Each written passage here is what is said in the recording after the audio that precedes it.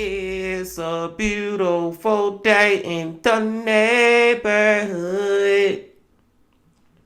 Reaction Beanie Yo 323.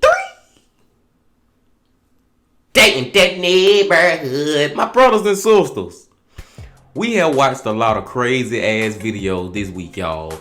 Like yesterday, we watched a video from Evil Intentions about the man who killed a man, then had one of the co-workers of this man that he killed cut his head off.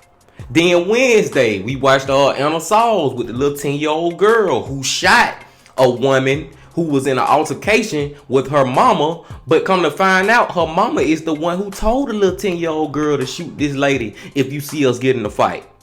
Tuesday, we watched the video from Mike from that chapter about these two dudes in the middle of fucking nowhere who had this damn lady locked up in a cage like a fucking animal outside, and then end up killing her, cutting her damn body up and putting it in the freezer and the refrigerator.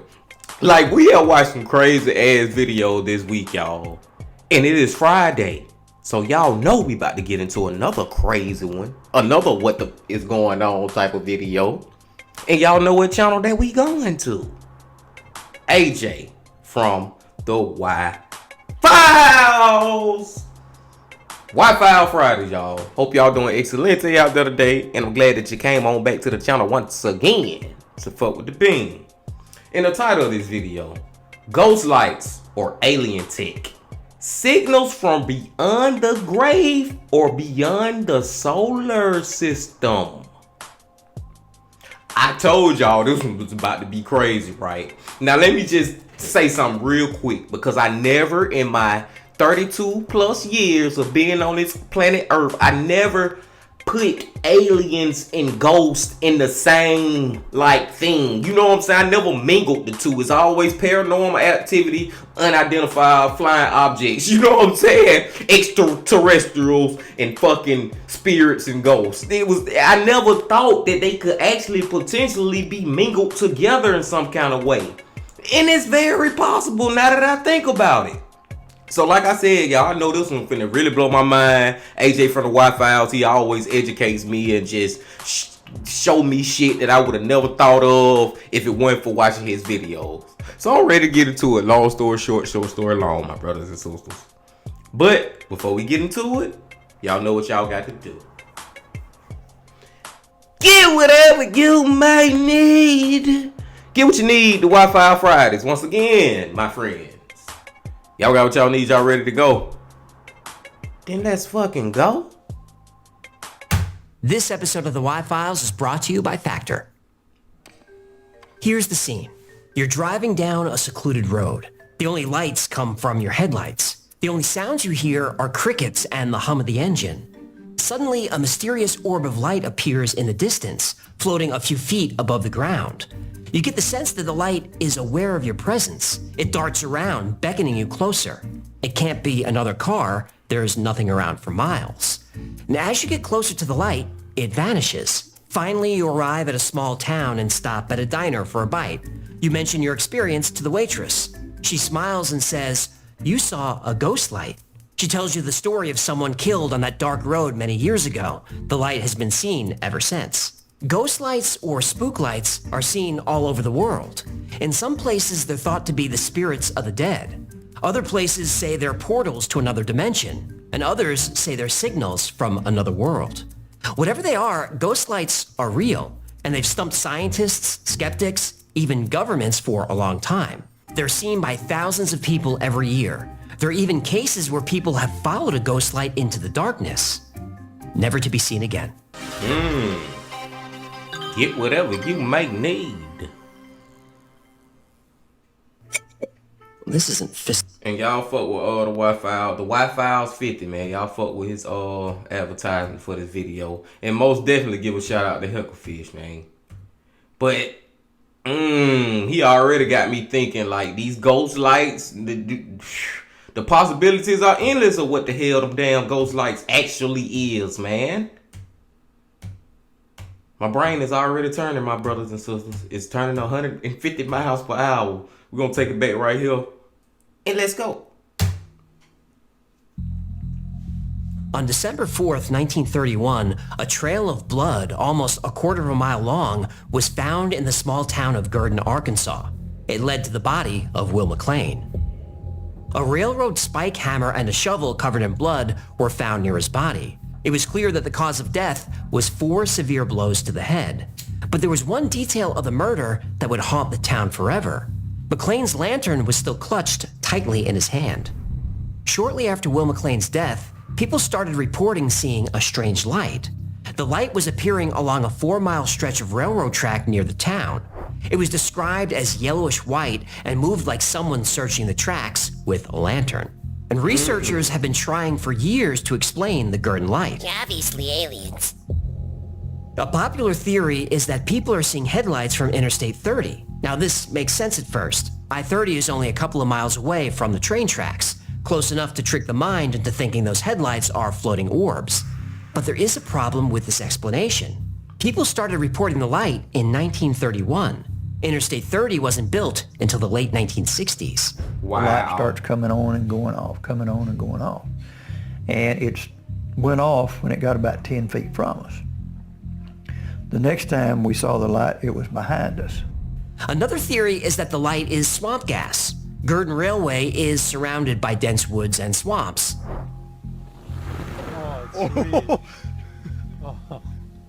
Swamp gas happens in marshlands and bogs when gases from decomposing organic matter combust. It's like Mother Nature lighting her farts. That's tacky but accurate. But the Gurdon light has been seen in all kinds of weather, including on windy nights, and wind prevents swamp gas from igniting. It floats about that high up off the ground, just a light, white ball of light, about like that. Though many people have seen and photographed the Gurdon light, it's hard to find. You have to walk on railroad tracks in the dark a few miles from the nearest road or town. Now, even if you take that dangerous walk, there's only a small chance that you'll see the light. But there's a town that has so many ghost light sightings that they actually built a large observation deck. The lights there have been featured on countless TV shows. They've been in movies. They've inspired songs. If you want to see some of the most spectacular ghost lights in the world, you have to go to West Texas. First of all, I knew about ghost lights, but I didn't know all this about ghost lights. Just the little information that we got now. I just knew of them, put it that way. But it's one thing I want to say real quick, my brothers and sisters, that's fascinating me already. The fact that this ghost light phenomenon, or however you want to call it or categorize it, it's been going on for fucking years. This been going on, what you say, 1930 to 1961, and now it's 2000. Bruh, this shit been going on since 1930s to 2023, long story short, short long. So this is something, this is not just, a little short time frame that we dealing with. This is a long history of people reporting these ghost lights. Now let's go see what the hell going on at Ghost Light headquarters, whatever this town is in West Texas. In 1883, Robert Reed Ellison was working on a ranch just outside the newly founded town of Marfa, Texas. One night, he saw a distant light that he thought could be from an Apache campfire or from another rancher. But there was something about the light that was strange. He tossed and turned all night, unable to shake the odd feeling that the light, whatever it was aware of him. The next morning, Reed went out to explore the area and found no sign of people. Soon after, Ellison learned an Apache legend about the land. Many years ago, a great battle took place between two warring tribes. The conflict was brutal and the death toll was in the thousands. The legend says that the Marfa lights we see today are the spirits of restless warriors still wandering the desert trying to find a way back home. The lights are described as glowing basketball-sized spheres. They hover about shoulder height off the ground and have been known to shoot around rapidly in any direction.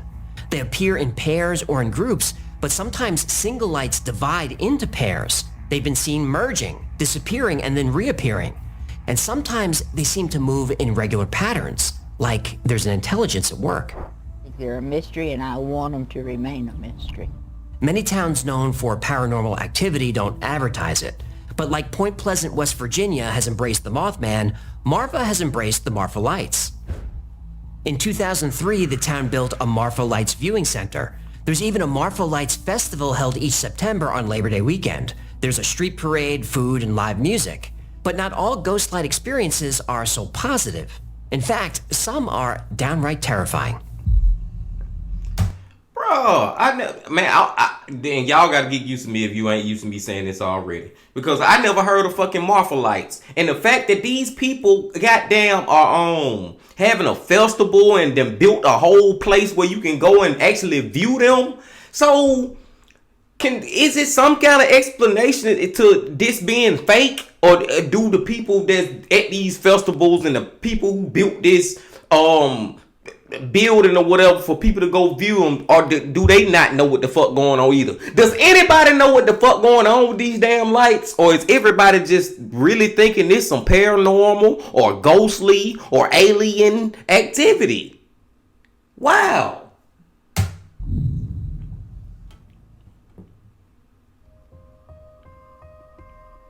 Surrency is a small town in Georgia located about 90 miles southwest of Savannah.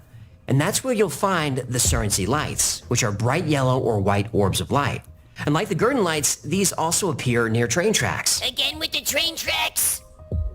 Well, seeing lights near train tracks is pretty common, and there are a couple of theories for this. One is that the lights are ghosts of dead workers. In the 19th century, working on a railroad required fearlessness and a little bit of recklessness.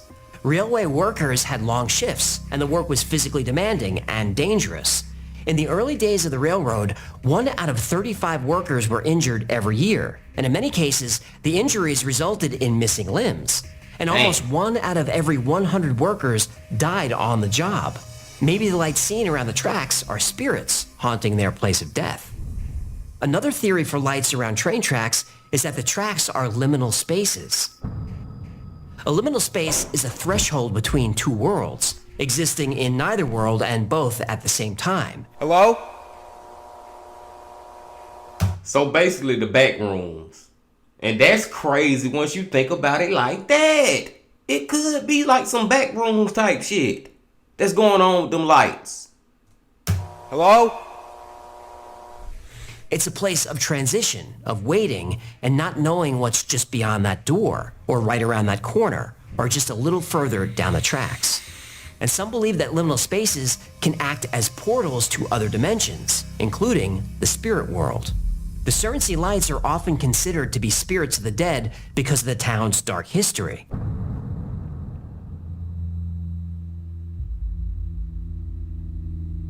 The town of Surrency gets its name from its founder, Alan Powell Surrency.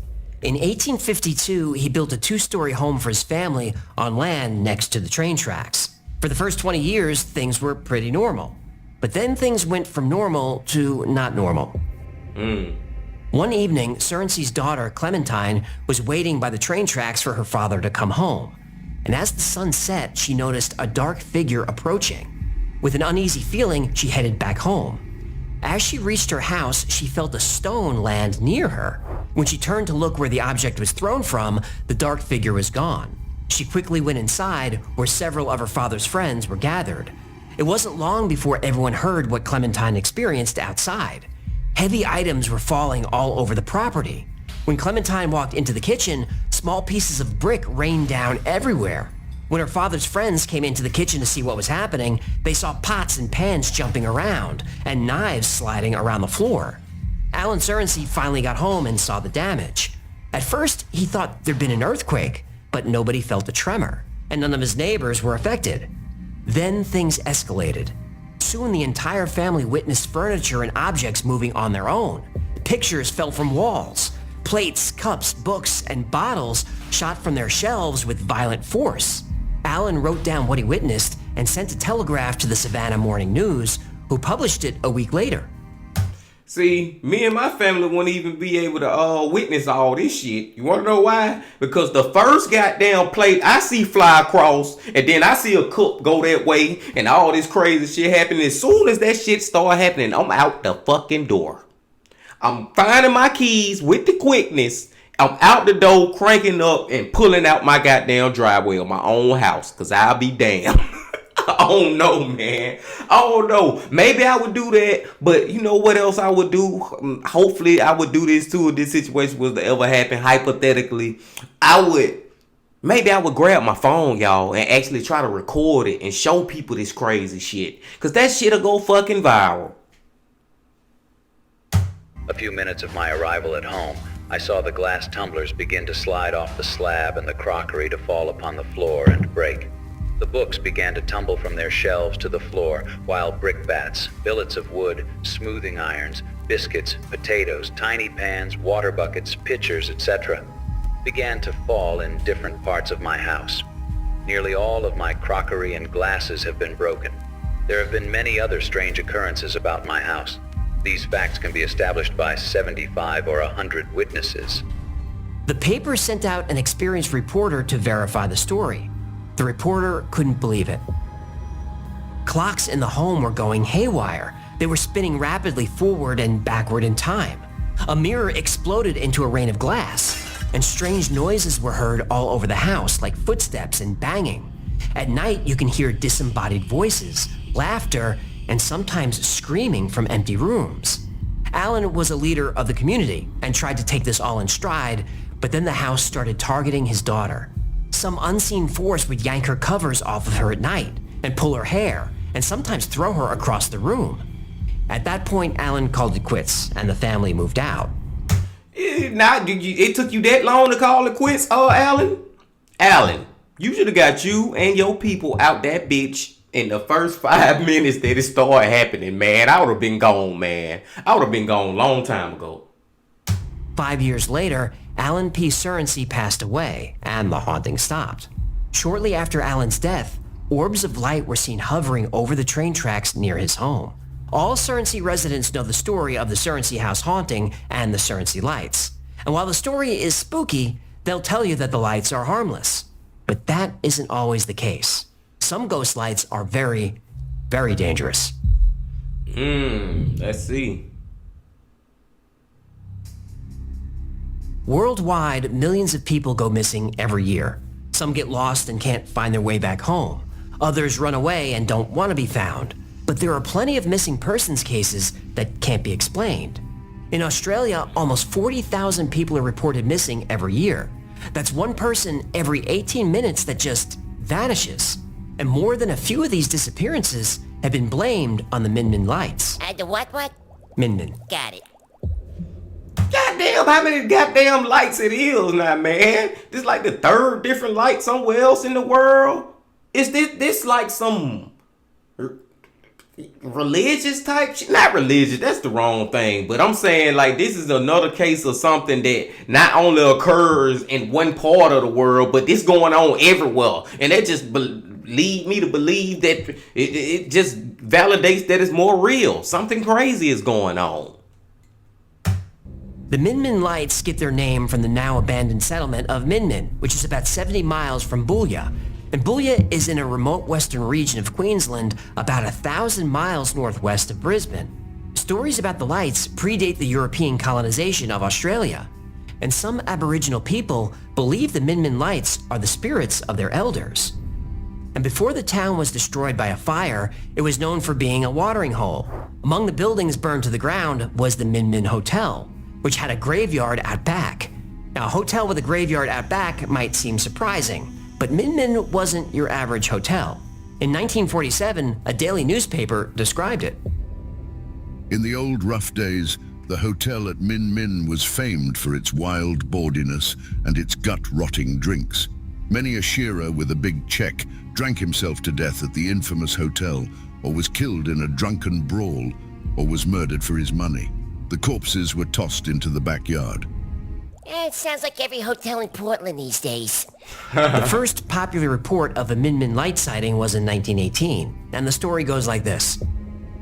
Around midnight, a farmer shows up at the Boulia police station in hysterics.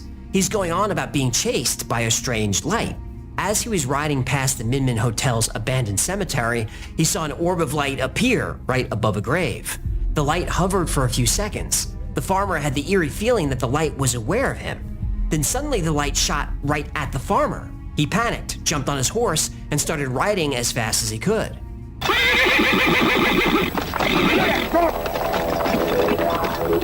When he looked over his shoulder, the light was following him. No matter how fast he rode, the light kept up. It finally disappeared when he got into town. Since that night, there have been countless sightings of the Min Min lights. And there's one thing that almost everyone says after being confronted with the Min Min light. The puzzling thing is that so many people say that it seems to have a mind of its own.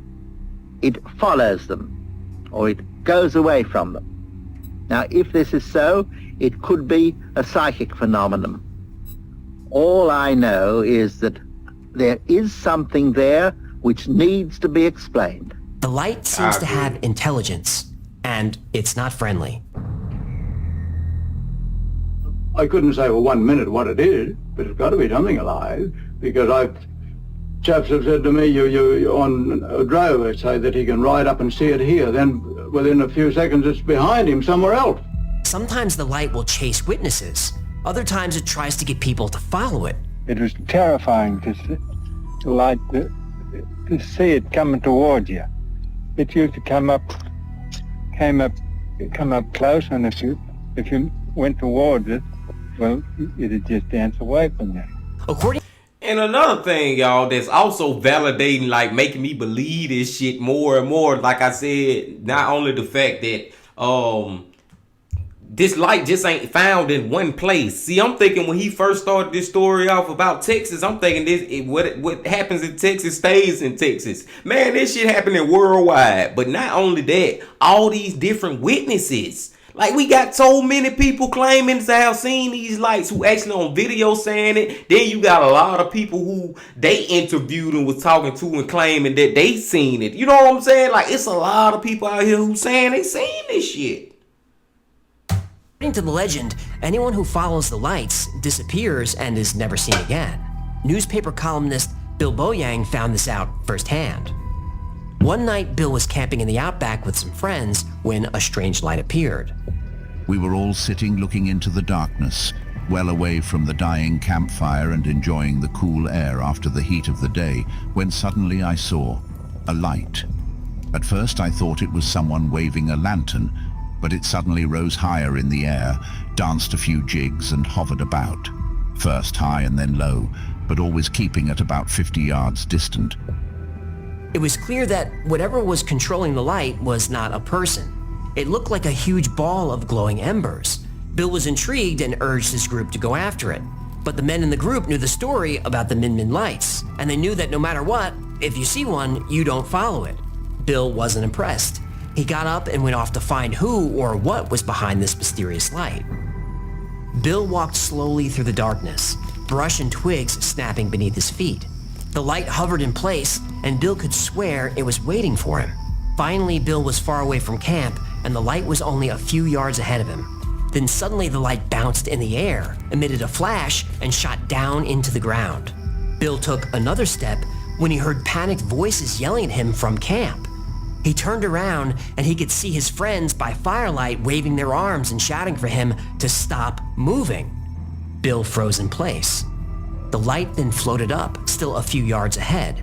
It hovered about shoulder height, waited for a second or two, and then shot back down through the ground. But then Bill noticed something. The light wasn't shooting through the ground. It was diving into a deep chasm that went down hundreds of feet. Bill looked down and saw he was 1, maybe 2 steps from the cliff. If he kept following the light, he would have fallen to his death. The light then traveled back to him a couple of times, and Bill felt like it wanted him to follow. When Bill turned and headed back to camp, the light disappeared. James Birch from the nearby town of Kimberly had a Min Min light sighting while driving home from a hunting trip. He was with a few friends when the light appeared in the distance. They were awestruck by the light, and like many other witnesses, said they felt like it was aware of them. Suddenly, they weren't driving toward town anymore. They were now following the strange light through the bush in the complete opposite direction. Nobody remembered turning around, but there they were, following this light into the darkness, mesmerized. They stopped the car, gathered themselves, and the light disappeared. Oh, missing time? That doesn't sound like ghosts. No, it doesn't. And like the Apache in Texas, the local tribes claim the Min Min lights are wandering spirits. But there are some people who believe they're from someplace farther away. Well, how much farther away can you get than heaven? Well... Wait, you mean... Aliens? Now, see, yeah, this the part I'm excited to see now. Like, now what's the theory that aliens got to do with these damn lights? You know what I'm saying? Like...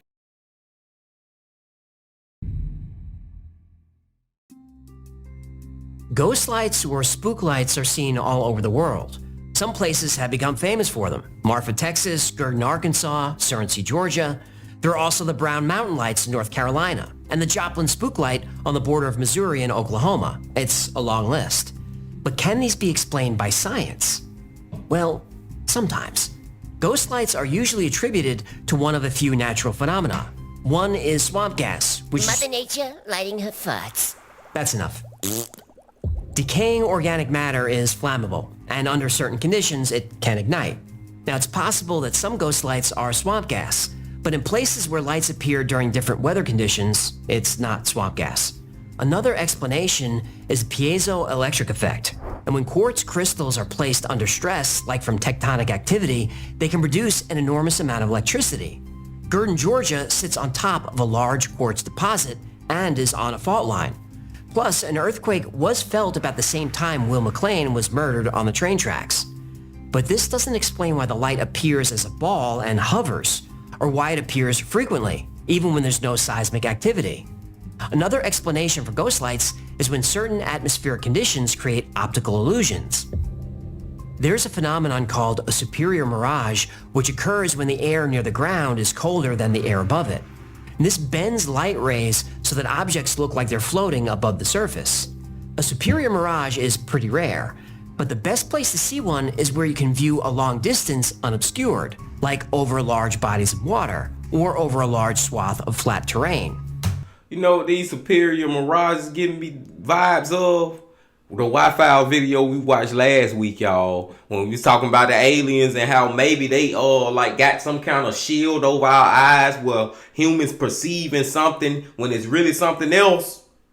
The ghost lights and shit could be the same thing, bro. It could be the same thing. If y'all ain't watched that video, after y'all get done with this one, man, go check that one out, because it's just as fucking crazy.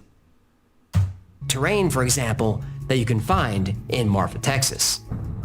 It had long been suspected that the Marfa lights are actually car headlights coming from Highway 67 and Highway 90 in the area. Well, in 2004, a group of physics students went to Marfa to try to solve this. Over a 3-day period, they found that the number of Marfa lights directly correlated to the amount of traffic on Highway 67. To further prove their point, they sent a car out to the highway and had it flash its lights. They were able to generate a Marfa light every single time. Those nerds didn't prove anything. Those lights were seen by a cowboy 100 years ago, before highways. Well, that's true. Robert Reed Ellison said he spotted the lights in 1883. Right. Except he didn't. Oh. There is no record of him ever saying it. He even published memoirs of his life in 1937, and it didn't come up. The story comes from his daughter, Julia. And they thought they were probably a campfire, Indians, or other travelers. But they just kept seeing them. The next night, they were there, and the next night, and the next week and year. And I'm sure they began to wonder, what on earth were those lights? Now, to be fair, the lights do merge and spread apart and disappear and reappear. This could still be light bending in different ways, but it would be unusual for a superior mirage to behave this way. Now, most Marfa lights are definitely headlights, but locals swear that you can still see the lights when looking in the direction away from the highways, and you don't argue with Texans. The Surrency light is a tricky one. In 1985, scientists did discover a pocket of liquid 9 miles below the surface in the area. Now, this doesn't directly explain the light, but it is something strange. The truth is, most of the ghost lights around the world can be explained, but not all of them. The lights in the Hessdalen Valley are the strangest of all. Daniel Gross outlines the technology and methods that could be used to create the exact phenomenon we see in Hessdalen. That there is an alien probe high in the Earth's orbit sending laser pulses into the atmosphere. His theory could explain all the lights we're seeing around the world. Now, the paper is highly technical, but his hypothesis is the only explanation that answers every question and solves every puzzle associated with ghost lights. 10 years ago, a theory about an alien probe firing bursts of energy into our atmosphere seemed improbable, but not impossible. When you eliminate the impossible, then whatever remains, however improbable, must be the truth. Right. With whistleblowers coming forward and Congress demanding answers, Dr. Gross and his improbable galactic neighborhood theory could be the answer. And it may turn out that the truth is out there after all. Aliens, man, the Wi-Fi channel has just opened my mind up to aliens on a different level. Seriously, man, the theories or conspiracies that he bringing up as far as aliens, I would have never thought of. And then it's pretty damn plausible. I would say that. All of it be pretty damn plausible. My mind is blown. Thank you so much for hanging out with me today. My name is AJ.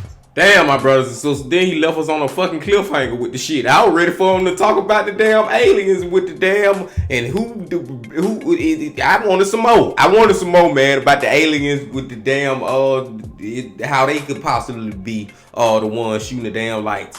But I guess it ain't that much to say about it. Cause when we think about aliens, y'all, literally, man, we gotta think about that they can do any fucking thing that our human brains don't think is possible. You know what I'm saying? I think aliens out here, they so much more advanced, so many just years ahead of what us as humans have done on this earth as far as technology and all this shit. So ain't no telling what they can do. First of all, if they got the technology to be able to travel here, then you know they beating us. We can't even get in a ship and ride the fucking to the damn the moon right now. Yeah, you do the astronaut shit, but I'm just talking about like just people just hopping in the ship and riding to the moon. And we definitely can't go to Jupiter or Saturn. Damn shit, you can't even send people. And people argue with the moon. Some people don't even believe we went to the moon. But you definitely can't tell we can't go to the fucking Uranus. But these fucking aliens, if they got the technology to be able to fly from wherever planet they at that's not even in our solar system and able to get all the way to planet Earth, then they technology can do shit that we can't even fathom. I know I'm repeating myself, goddammit, but I be trying to just get my point across, y'all. So these goddamn aliens, man, if they did that, I can't put it past if that's what the like shit is. You never know, man. You never freaking know, my brothers and sisters. I digress. I'm gonna be thinking about this one a long time, man. AJ did a great job once again, y'all. I'm so glad we found this channel to watch together, man. I really like coming and thinking and saying this and saying that. People like the AJ, like I said, people like the thewhyfiles, like I said, he blows my mind all the time. Like he educates me, but at the same time, he had me talking out both sides of my neck. I be saying this, then I be saying that. Like he be turning me to a hypocrite. You know what I'm saying? Because it's so many different possibilities. I digress again, my brothers and sisters. Let me stop fucking rambling, man, and go and let y'all go. But before y'all go, make sure you hit the like button, comment, subscribe, do all that. And make sure you come on back again very, very soon. And until I see y'all again, my friends, love, peace, and happiness. Stay safe. Don't stop. Keep going. Yeah.